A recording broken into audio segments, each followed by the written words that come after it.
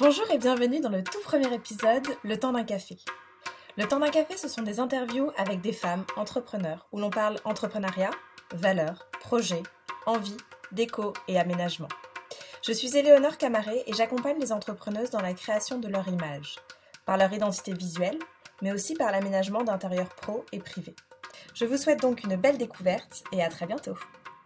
Bonjour Alba, merci de m'accueillir dans ton beau, bel espace de coworking. Je te propose qu'on commence par des petites questions courtes, assez rapides, je ne réfléchis pas trop. Et puis après on fera des questions un peu plus profondes. Ça marche. Plutôt peinture ou plutôt papier peint? Les deux. J'aime bien mélanger les textures, donc je peux pas choisir. Ok. Moquette ou tapis? Tapis. Plutôt DIY ou achat en magasin? Les deux. Les nuages, je ne sortirai pas, que j'ai fait moi-même. Et j'aime vraiment mélanger en fait. Je trouve que ça a plus d'âme, un intérieur où on ne trouve pas que des pièces neuves ou que des pièces chinées, parce que si c'est que des pièces chinées, pour moi, ça fait brocante. Ouais, si c'est que des pièces neuves, ça fait, voilà, ça devient très vieillot en fait. C'est clair, je suis d'accord. Donc moderne, vintage, j'imagine un peu les deux. Oui, c'est deux. Ouais. Et plutôt couleur vie ou couleur naturelle? Alors, si on parle de la déco, les deux aussi. Donc j'aime bien pour la déco, que ce soit les papiers peints, les couleurs, des couleurs assez douces quand même. C'est rare que je mette des couleurs très pop. Mais j'aime bien en touche de déco des objets de couleur de temps en temps. Des petites touches quoi. Super, merci. Maintenant je te propose de te présenter et de me dire qui tu es. Alors, je m'appelle Alba, je suis née en Albanie, pas d'Albanie, et je suis venue en Belgique quand j'avais 12 ans et j'ai fait des études de traduction. Donc une grande frustrée parce que je voulais faire des études d'architecture d'intérieur.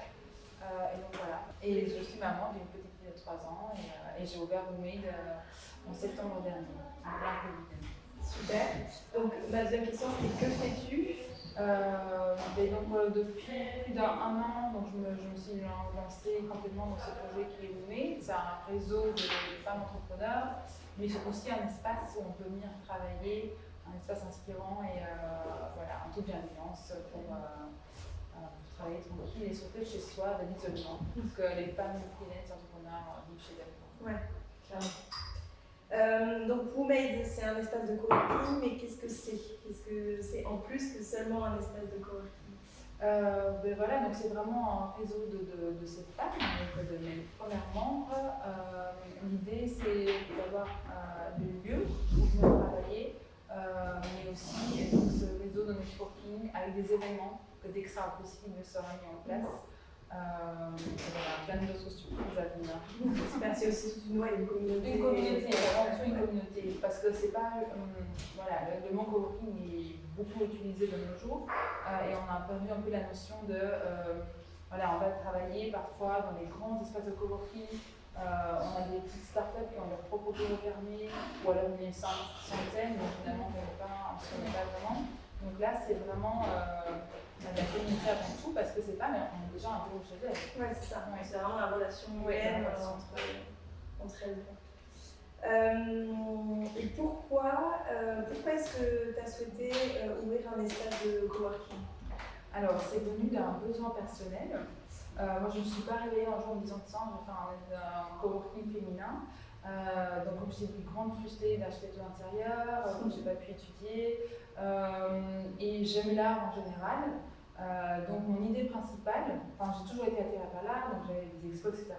Et je me suis toujours ressentie très mal à l'aise dans les galeries d'art en général.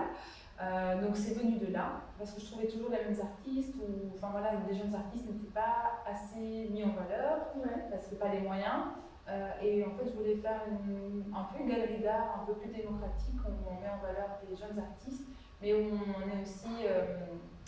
où c'est un peu plus chill. On est à l'aise de venir découvrir des jeunes artistes avec un thème qui change tous les mois. Donc en travaillant sur ce projet-là, je me suis rendu compte de toutes les croyances limitantes. J'ai des mots maintenant, mais je ne savais pas à l'époque. les croyances limitantes, le syndrome de l'imposteur, enfin toutes ces choses-là, et que j'ai rencontrées chez d'autres femmes en allant à des soirées networking parce que je voulais m'entourer d'autres entrepreneurs. Parce que je n'ai pas dans mon entourage, donc je cherchais des soirées, comment on fait son business, comment on fait 50 à l'époque. Oui, à l'époque, mais c'était il y a 6 ans. Hein. Donc en travaillant sur ce projet-là et en allant très souvent à Leopold Café que j'adore, entre autres. Hein, mais, on s'est rencontrés d'ailleurs. Ah oui, donc j'étais toute seule, donc je rentrais chez moi avec une tête comme ça à la fin parce qu'évidemment ça restait un café avant tout, très bruyant quand même. Oui, toute seule, et où j'avais dépensé minimum 35 € par jour parce que je vais consommer, je ne vais pas boire un café pendant 2-3 heures. Et je me dis, mais mince, il me faut plus d'événements comme ceux que je faisais, mais avec ces femmes-là, parce que ça me parlait plus, j'ai l'impression de parler le même langage. C'était des problèmes que mes copains et mon conjoint n'avaient pas et ne comprenaient pas spécialement. Et donc l'idée est née comme ça, sans que je réalise en background, donc en mode veille. Et puis, une chose amenant une autre, puis le fait d'avoir eu ma fille il y a 3 ans maintenant, ça a été un grand déclic, ce qui est très paradoxal parce que tu es maman aussi, donc quand on devient maman, mais aussi papa, hein, on a ce besoin de stabilité ou de jouer une stabilité à son enfant. Et pourtant, moi j'ai senti ce besoin de me lancer, en fait, je ne pouvais pas lui dire de faire ce qu'elle veut dans la vie, même si c'était très petite, mais voilà, il y a tout un discours parental qui se construit dans sa tête. Et je ne pouvais pas lui dire fais ce que tu veux dans la vie si moi je ne le faisais pas, alors que c'est quelque chose que je voulais depuis des années. Et la voir grandir aussi vite, parce qu'on sait déjà que le temps passe vite, mais quand on a un enfant, c'est juste incroyable. Je me dis, en fait, ça n'a pas de sens ce que tu fais, de toujours postposer, de dire tiens, plus tard. Et voilà, ça a été un grand déclic, j'ai démissionné. Mais pas sans côté, évidemment, c'était très réfléchi, donc j'ai pris quelques mois avant de démissionner et je me suis lancée 100% depuis juin 2019 pour construire la communauté, en parler autour de moi parce que j'avais énormément de peur. Déjà en parler, j'avais peur. Et voilà, et puis il y a eu le Covid après quelques mois et puis la rencontre avec ce lieu en juin 2020. Je retiens la date de juin 2020. Je me souviens. Quelles sont les valeurs de Womack, de ta communauté Et la question d'après, parce que ça peut en venir, c'est pourquoi travailler avec des femmes, tu en as déjà un peu parlé. Oui. Voilà. D'abord, quelles sont tes valeurs? Alors les valeurs que je veux en tout cas mettre en avant avec Womack, c'est la bienveillance. Et une certaine synergie qui se crée naturellement entre les femmes entrepreneurs. Parce que, comme je t'ai dit, donc c'est pas cliché, mais on a des besoins qui sont quand même différents que les hommes. On a des croyances limitantes qui sont plus fortes chez les femmes, c'est des études qui le montrent. Et puis aussi ce besoin d'appartenir à un réseau qui est plus fort que chez la femme et que quand on construit un lieu et un réseau féminin, voilà, il y a juste quelque chose de magique qui se passe, il n'y a pas besoin de mots, il faut le vivre pour comprendre. Et donc c'est quelque chose que j'ai vécu dans mon ancien boulot parce que le leadership était féminin, très inspirant.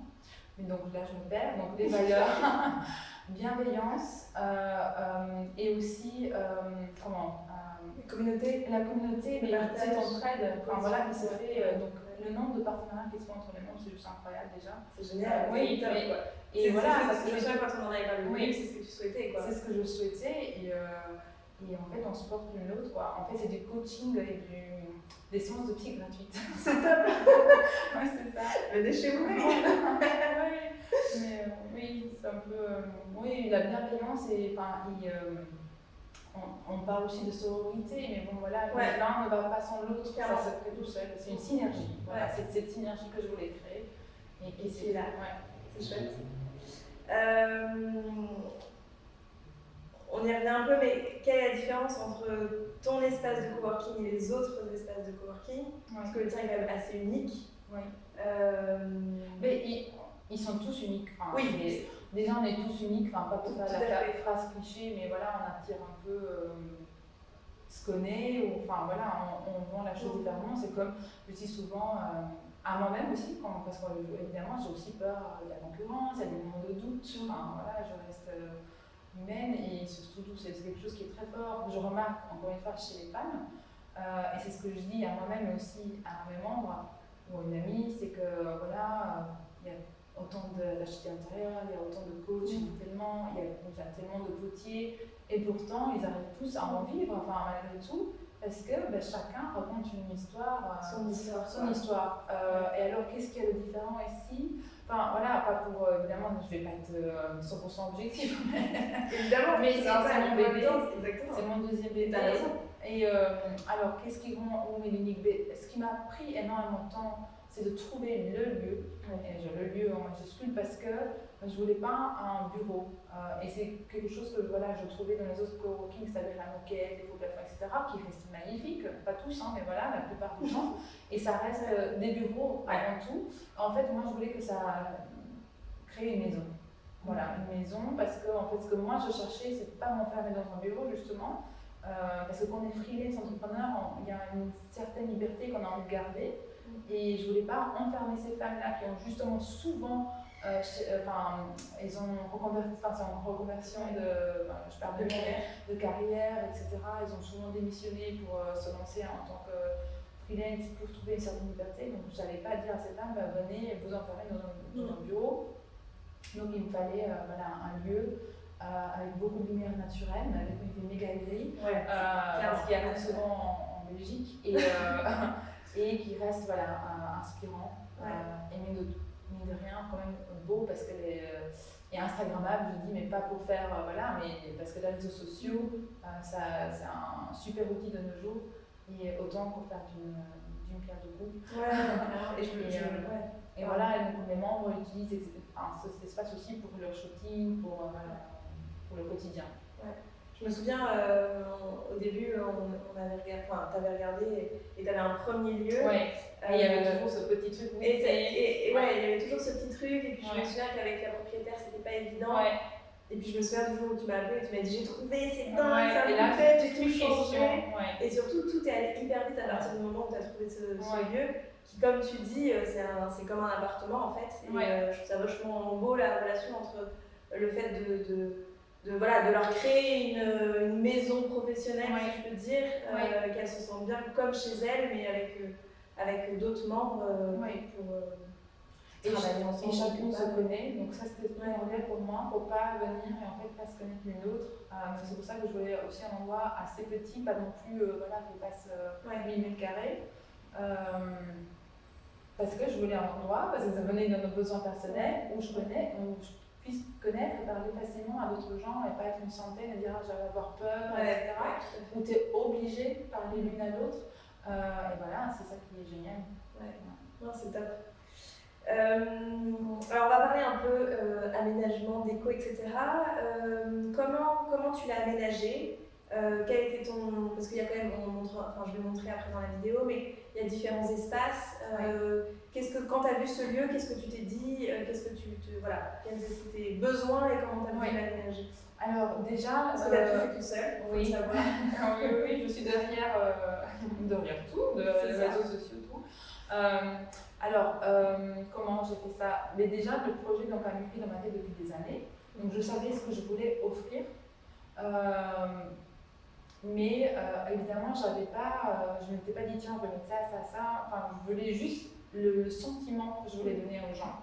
Après, voilà, moi, en tout cas, que ce soit dans ma propre maison, je m'inspire du lieu et je fais avec ce que le lieu offre et je m'adapte.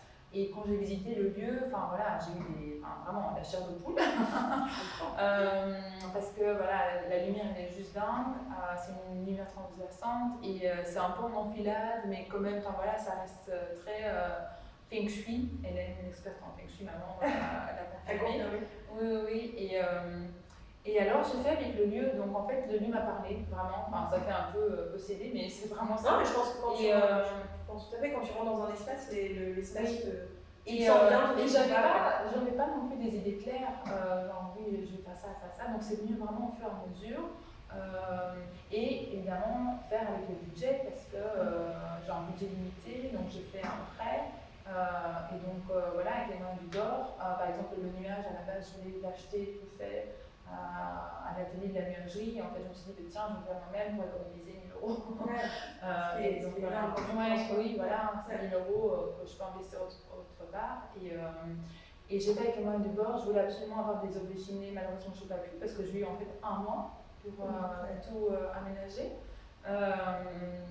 Et voilà, mais comme j'étais fan de déco et que j'avais déjà un pied dedans, ça a été très facile pour moi de trouver, une fois que j'avais l'idée, en fait c'est comme une bibliothèque d'images, tu as acheté l'intérieur, donc c'est très facile d'aménager parce que voilà, j'ai un catalogue dans ma tête et donc je dis ok, je vais mettre ça. Et ça m'a vachement aidé. Et puis je me souviens quand je suis venue te voir, je crois que c'était en juillet, c'était pas encore tout à fait aménagé, tu avais mis sur les murs des moodboards, on en parlait aussi tout à l'heure.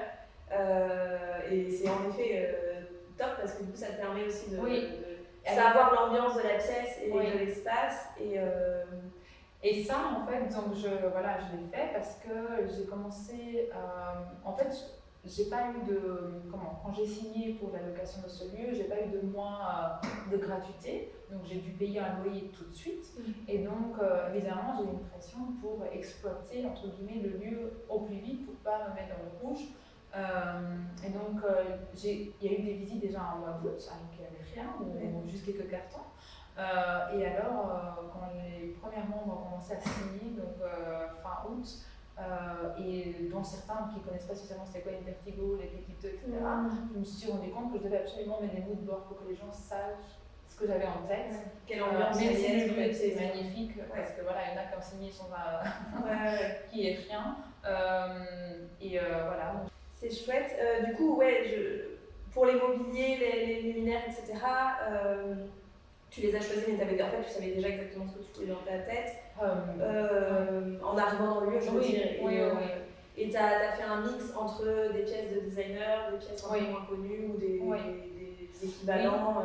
Et encore une fois, c'est question de budget. Bah oui. Et pareil, en fait, j'aurais pu chiner parce qu'évidemment, les marolles, j'adore. En plus, j'habite pas très loin.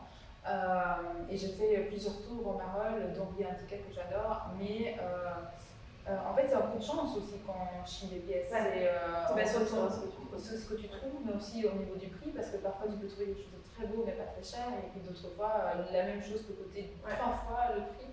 Et donc voilà, j'ai entre guillemets pas eu de chance, mais je pouvais pas me permettre. T'avais pas le temps aussi. J'avais pas le temps, mais et donc du coup j'ai fait vraiment un mélange entre certaines pièces qui sont des pièces de designer parce que je voulais garder, parce que le lieu, donc c'est un peu un appartement haussmannien, avec les murs, le parquet magnifique, et donc je pouvais pas mettre que des choses vintage parce que ça je jurait, donc j'ai mélangé les deux. Non, c'est chouette. Est-ce que tu avais prévu un point de vue budget, sans que tu me dises ton budget bien sûr, mais tu avais prévu un gros budget pour l'aménagement, pour la déco, etc. Dans ton business plan mais c'était le point, celui qui coûtait le plus cher dans l'investissement. Enfin, c'était plus de la moitié évidemment du prêt, parce que si j'avais envie de créer le lieu, il fallait que j'investisse dans le lieu. Voilà, donc c'était important pour toi de jouer vraiment sur l'aménagement et l'espace et la déco pour que j'imagine que ça ait un âme. C'est ça, l'âme du lieu ressorte quoi. Parce que le lieu est déjà magnifique. Et je pourrais pas me permettre dans un lieu comme ça de mettre du Ikea, même si j'adore Ikea, mais voilà, pratique. Et il y a des choses, évidemment, des lampes, etc., des petites lampes de bureau, mais voilà, je ne pouvais pas me permettre de faire que ça. Et puis voilà, quand on aime le design, c'est clair, je me suis défoulée là-dedans. En tout cas, c'est calme. On va terminer par des petits conseils si tu as, pour celles qui nous suivent. Un site déco un peu coup de cœur. Un site déco, j'ai pas vraiment un site, mais Pinterest, j'ai envie de dire. Moi j'aime bien pour la déco. Mais tu t'inspires de Pinterest, mais t'achètes pas forcément sur Pinterest. Non, en fait Pinterest, je vais plutôt chercher quand j'ai une idée claire. Je vais dire voilà, table en marbre, donc je vais voir de nouveau, je vais taper table en marbre, qui va me présenter plusieurs tables en marbre. Moi, comme tu vois ici, Idéa, j'adore le magazine, mais bon, voilà, c'est très personnel et subjectif. J'adore aussi Maison France 5, qui est bientôt fini. Enfin, je pense qu'ils ont arrêté. J'ai pas de site. J'ai vraiment pas de site. Donc quand par exemple tu cherches, tu as une table une table en marque qui te plaît, j'imagine que tu choisis, tu regardes un peu les inspirations pour savoir un peu vraiment ce que t'aimes. Oui. Et après, comment je suis arrivée à avoir ce catalogue en tête, donc j'ai mon compagnon qui est aussi méga fan de l'art et du design. Donc les week-ends, nous, ce qu'on fait, c'est on va voir ou des galeries, ou les antiquaires, ou les boutiques. Et donc, mais depuis, on fait ça depuis plus de 10 ans. Donc t'as ton catalogue en tête. Oui, j'ai pas de site, mais j'aime bien aller voir les choses en vrai. Un artiste coup de cœur? Un artiste coup de cœur, oh là là, j'ai envie de dire Florence Hitz, qui a fait la presse. Oui, et que elle est juste, en plus d'être super douée, mais elle est méga gentille, elle est juste géniale. J'ai envie de dire elle parce qu'en fait, à chaque fois que je rentre, que je vois cette presse, que ça me. Voilà, je l'adore. Ah ouais, c'est vraiment super. Et je savais que je voulais une fresque absolument parce que c'est le premier mur qu'on voit. On voit la rotonde et tout le mur. Et quand j'ai vu sur son Instagram, parce que je la suivais depuis des années, qu'elle commençait à expérimenter dans les fresques murales, je l'ai contactée tout de suite. Et, quand tu pars avec le mur. Ouais, c'est ça. Merci. Un dernier petit mot pour celles qui veulent se lancer dans l'entrepreneuriat. Quelque chose à leur dire, à leur conseiller. Alors, si je pouvais me parler à moi-même il y a des années, c'est de se faire confiance, mais surtout, En fait, pour moi, la réussite, c'est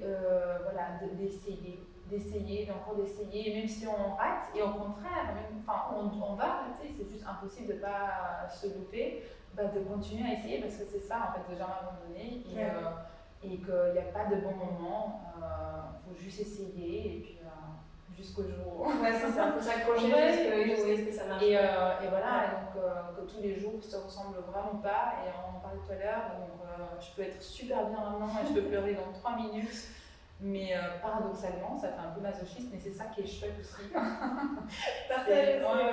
Donc de se faire confiance et de pas, en fait, moi ce qui m'a vraiment aidée, c'est de garder donc, ce projet, ce bébé pour moi pendant très longtemps. Mais c'est juste très personnel, parce que dans ma famille, dans mon entourage, j'ai pas d'entrepreneur. Et quand j'essaie d'en parler, en fait, je me ramassais toutes leurs peurs au visage. Et donc, du coup, ça me coinçait encore plus. Et donc, à partir du moment où on a, ça arrive souvent, et ça vient d'un bon sentiment à la base. Oui, bien sûr. Ils veulent protéger, mais d'aller voir des personnes qui sont dans le milieu de l'entrepreneuriat et d'en parler pour un peu s'aider, parce que si on reste dans son propre milieu et qu'on n'a pas un milieu d'entrepreneur, on va jamais, pas jamais, mais c'est très difficile, ça vous prend très longtemps d'essayer et d'aller voir. Super. Pour te retrouver, on te retrouve je suis très active sur Instagram. Donc Woo Made Brussels, et le site pareil, Woo Made Brussels. Pour s'inscrire, et voilà. Mais je crois que tu me disais qu'il y avait des listes d'attente. Oui, là, le coworking, ça y est, je touche du bois, mais c'est parce que avec le Covid, je dois jongler aussi avec. Donc là, pour le moment, ça va plus être possible. On peut toujours venir visiter, essayer, et puis voilà, j'espère bientôt les événements. Super. Merci beaucoup, Alba, pour ce rendez-vous et cette interview. Moi, je vous dis à très bientôt pour une prochaine interview dans un autre espace à découvrir. Et puis, à bientôt. Salut! Merci infiniment, Alba, pour ce moment partagé ensemble et la découverte de ton lieu exceptionnel. Je vous retrouve très prochainement pour vous faire découvrir d'autres beaux projets et de chouettes endroits. Pour ne rater aucune autre vidéo, n'hésitez pas à vous abonner à ma newsletter et à mon compte Instagram. Et je vous dis à très vite pour un café.